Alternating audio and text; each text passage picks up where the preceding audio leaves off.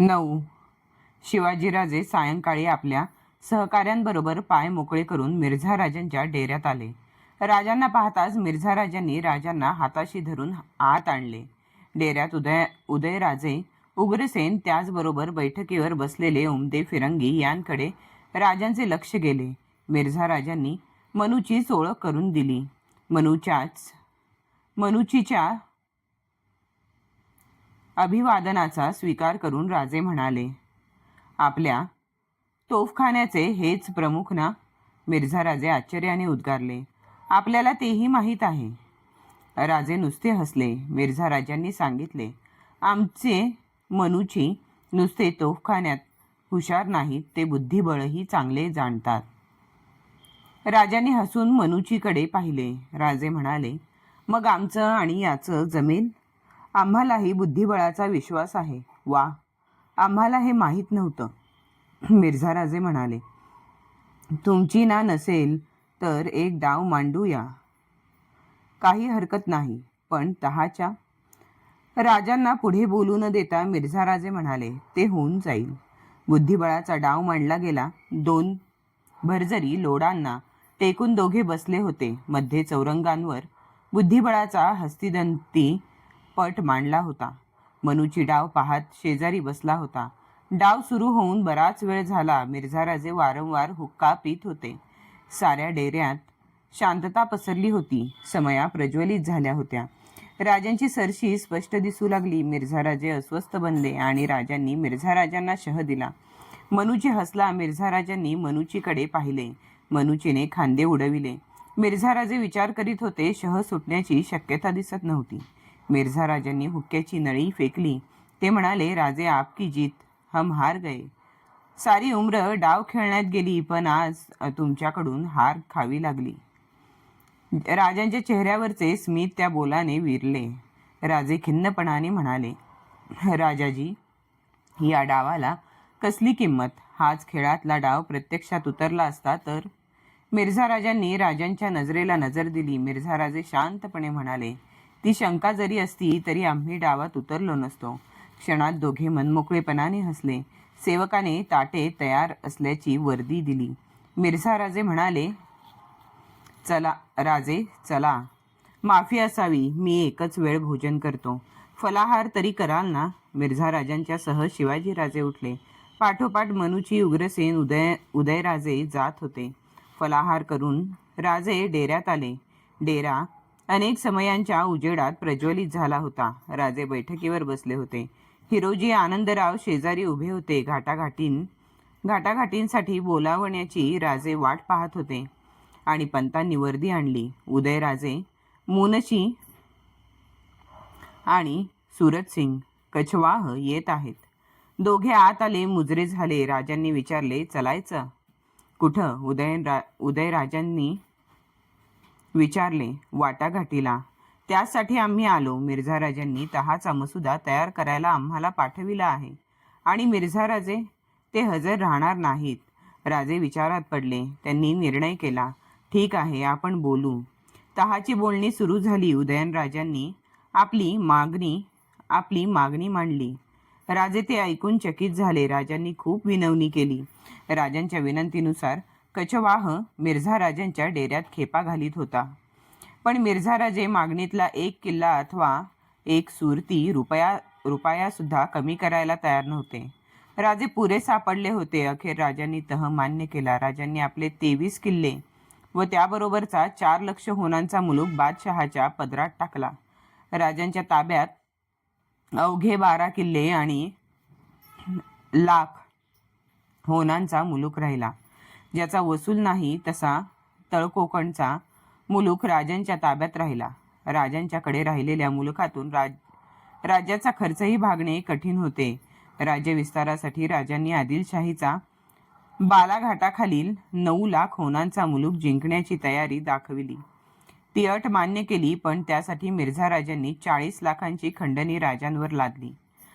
वार्षिक 3 लाखांचे हप्ते ठरले. उदयनराजांनी मुद्द्याला हात घातला. त्यांनी विचारले, राजे, आपल्या चाकरीचं काय? ज्या प्रश्नाला राजे भीत होते तोच प्रश्न उपस्थित झाला होता. एका स्वतंत्र राज्याचे स्वप्न पाहणाऱ्या राजाने बादशहाची नोकरी करायची. गरुडाने कावळ्याशी मैत्री करण्यासारखे ते होते. राजे म्हणाले, उदयराजे, मी सार मान्य केलं, पण एवढी अट तुम्ही घालू नका. बादशहांची चाकरी करणं तुम्ही अमान्य करता असं का आम्ही समजायचं? गैरसमज होतो. राजे गडबडीने म्हणाले, आजवर मी बादशहाची हवा तसा वागलो. लायकी नसताना त्यांना विरोध केला. मी एक राजपूत आहे. कोणत्या तोंडानं मी शहनशहांच्या तोंडासमोर जाऊ? त्यांनी गुन्ह्याची माफी केली हा त्यांचा मोठेपणा. मी पापी आहे. माझ्यापेक्षा माझ्या मुलाला बादशहांनी 5,000 द्यावी. माझा मुलगा बादशहांच्या सेवेत अधिक शोभेल. यापुढं मी बेईमानी करणार नाही. बादशहांच्यासाठी ते सांगतील ती कामगिरी मी करीन. त्यातच मला धन्यता वाटेल. माझ्यासारख्या गुन्हेगाराला मनसब नको, चाकरीही नको. उदयराजांनी ते मान्य केले. नकळत राजांनी निश्वास सोडला. उत्तर रात्री वाटाघाटी संपल्या. सूर्योदयाला राजे जागे झाले. स्नान आटोपून ते मिर्झा राजांना भेटायला गेले. मिर्झा राजांनी त्यांचे आनंदाने स्वागत केले. मिर्झा राजे म्हणाले, राजे, समजूतदारपणे तुम्ही तह मान्य केलात. हमारी मुबारकबादी कबूल फरमाना. राजाजी, तह फार कडक झाला, गुन्ह्याच्या मानानं कमीच. ते मी जाणतो. राजे, तह कागदावर होऊन चालत नाही, त्याची अंमलबजावणी व्हावी लागते. मला मंजूर आहे. तह झाला. तरी मिर्झा राजे एका चिंतेत होते. तह आपल्याला न विचारता झाला असे वाटून दिलेर खान नाराज होणे स्वाभाविक होते. मिर्झा राजांना ते नको होते. मिर्झा राजांनी राजांना दिलेर खानाला भेटण्याची आज्ञा केली. शिवाजीराजे म्हणाले, राजासाहेब, तह आपल्याशी झाला. दिलेर खानांना भेटायची मला जरुरी. राजे, तुम्ही शरणागती स्वीकारता आहात. जरा सबुरीनं घ्या. दिलेर खान फामिंदा आहे. बादशहाच्या मेहरबानीचा आहे. भीती बाळगू नका. राजे हसले, म्हणाले, भीती आणि दिलेर खानाची? राजाजी, मीही शिवाजी आहे. तुमची आज्ञा म्हणून जातो, भेटतो, पण मला सन्मानानं पाठवा. मतलब? आपण मला जरी खिलत द्यावी, तुम्ही सन्मानानं मला वागवलत तर दिलेर खान माझा उपमर्द करू धजणार नाही. शरणागताला जरी खिलत नसते. राजे, त्या बोलांनी राजे कळवळले. त्यांचा द्वेष उफाळला. मग दुसरी जबाबदारी माझ्यावर टाकू नका. कसली जबाबदारी?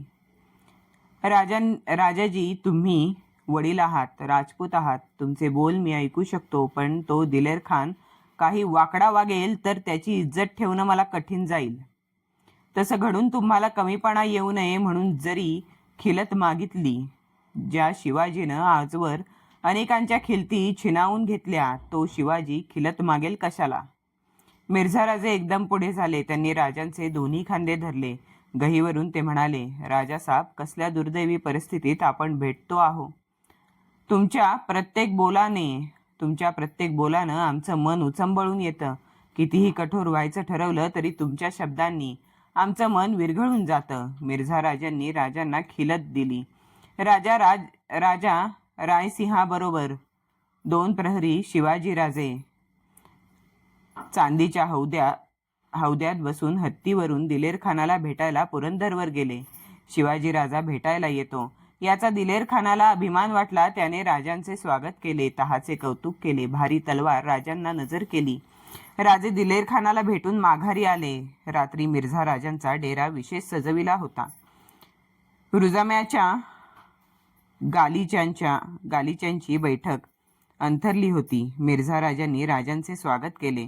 दोघे बैठकीवर बसले. राजांची माणसे रायसिंग, कछवाह, मुन्शी, दाऊद खान ही मंडळी आपापल्या आसनांवर बसली होती. मिर्झा राजांनी सांगितले, राजे, तहाच्या यशाप्रीत्यर्थ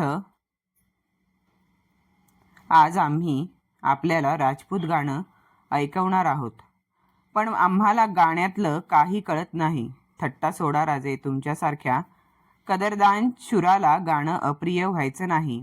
मिर्झा राजांनी टाळी वाजविली.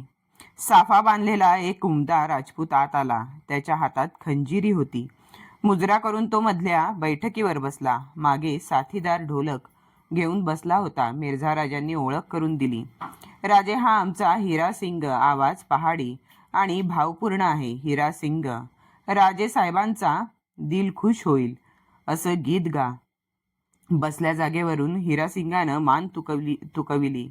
खंजिरीचा नाद उठला आणि हिरासिंग गाऊ लागला.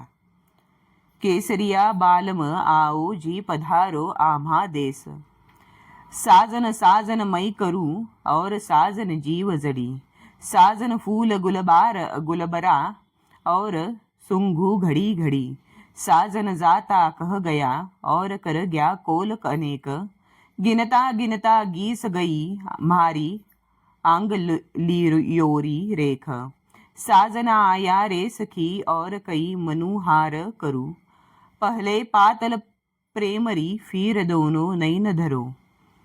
हिरा सिंगाचे गाणे संपले. मिर्झा राजांनी विचारले, राजासाहेब गाणं आवडलं? कानांना गोड वाटलं. राजे म्हणाले, राजे, गाणं फार नाजूक आहे. केशरी साफा बांधलेला प्रियकरानं युद्धावर जाताना आपल्या महबूबाला वापसीची दिवस निश्चितपणे सांगितला होता. बिचारी त्याची वाट पाहत होती. दिवस आपल्या बोटांच्या पेरांवर मोजीत होती. तिचं पेर स्मरणातून चुकलं. सुन्न होऊन ती दिवस कंठीत होती. अचानक तिचा प्रियकर आला आणि तिनं प्रेमभरानं त्याच्या नजरेला नजर भिडविली. वा, केवढा नाजूक भाव आहे, राजे उद्गारले. ही गीत राजपुतांची दौलत आहे राजे. खरं आहे, राजे बोलले. राजाजी, हे गीत ऐकून आम्हालाही घरची ओढ लागली आहे. उद्या आम्ही जावं म्हणतो. मिर्झा राजे प्रसन्नतेने हसले. मिर्झा राजांचा निरोप घेऊन राजे उठले. उसने अवसान सरले होते. आता गरज होती एकांताची.